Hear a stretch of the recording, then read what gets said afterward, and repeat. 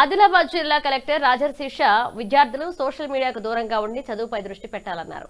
సోనాల మండలంలోని పీఎం3 ZP secondary పాఠశాలలో నిర్వహించిన ఆరోగ్య పాఠశాల కార్యక్రమంలో పాల్గొన్న ఆయన విద్యార్థులకు సెంట్రలైజ్డ్ కిచెన్ ద్వారా మధ్యాహ్న భోజన ఉదయం రాగిజావ అందించనున్నట్లుగా తెలిపారు. విద్యార్థుల్లో రక్తహీనత నివారణకు ఇది ఉపయోగపడుతుందన్నారు. ఇక జంక్ ఫుడ్ కు దూరంగా ఉండాలని విద్యార్థుల సమస్యల పరిష్కారం కోసం పాఠశాలలో ఫిర్యాదులు పెట్టే ఏర్పాటు చేసినట్లుగా వెల్లడించారు. అలాగే మహనీయుల జీవిత చరిత్రలను పాఠ్యాంశాల్లో చేర్చినట్లుగా తెలిపారు.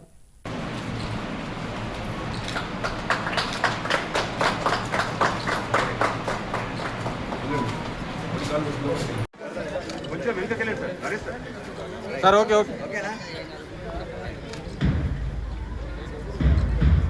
ఓన్లీ చిప్స్లోనే టేస్ట్ బాగా వస్తాయా, చిప్స్లో బిస్కెట్లోనే టేస్ట్ బాగా వస్తాయా?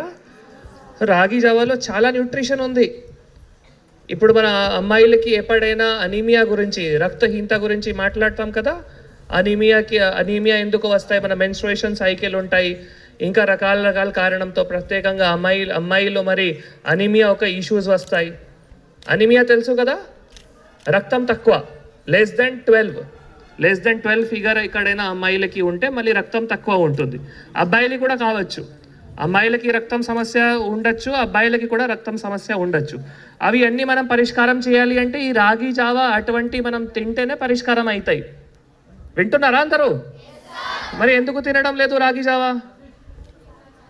తినాలి. దయచేసి ప్రతిరోజు ఒక సంకల్పం తీసుకోండి. ఈ గతంలో అంటే బేసికల్గా మీ ఫాదర్ మదరు, గ్రాండ్ మదర్ వారు ఎక్కువగా మిల్లెట్స్ తినేవారు. ఇప్పుడు అంతా బేసికల్గా వేరే డైట్ అంటే ఎక్కువగా అన్నం స్టార్ట్ అయింది. గతంలో అట్లా అన్నం ఎవరు తినేవారు కాదు. ఎక్కువగా ఏం తినారు? మిల్లెట్సే. ఈ రాగి Java is also millet only.